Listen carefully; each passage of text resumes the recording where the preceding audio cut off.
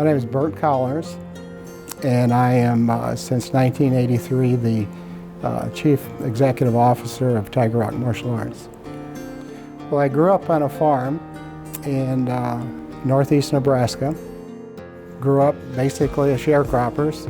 As a result of that experience, we all learned to be very hard workers. We understood the law of the harvest, and that is the effort you put in will determine the reward that you get.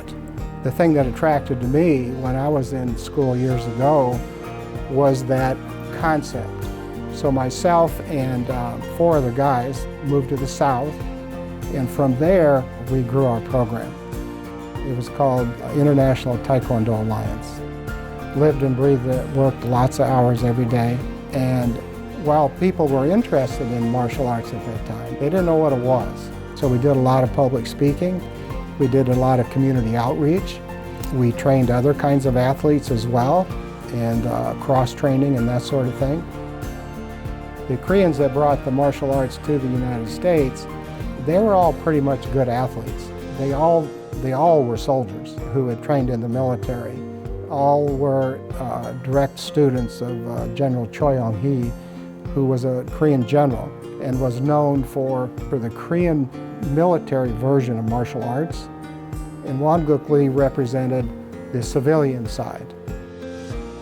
Dr. Kim was always served as a consultant, and he actually gave TigerRock, that's our style of martial arts.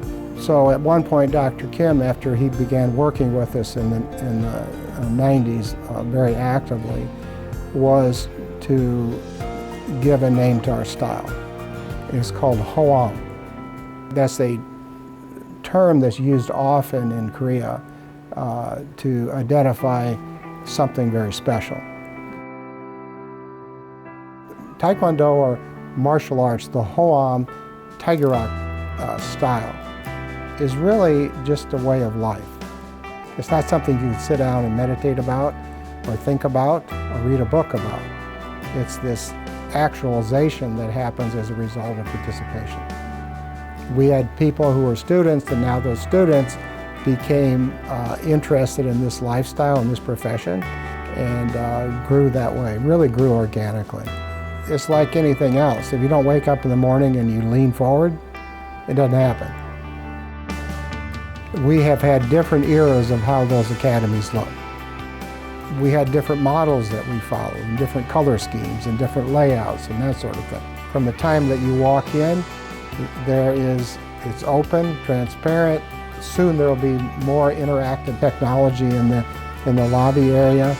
But we have embarked over the last couple of years on one that's going to accept technology and accept our story. Today's academy is really being built to facilitate what we call a flex experience.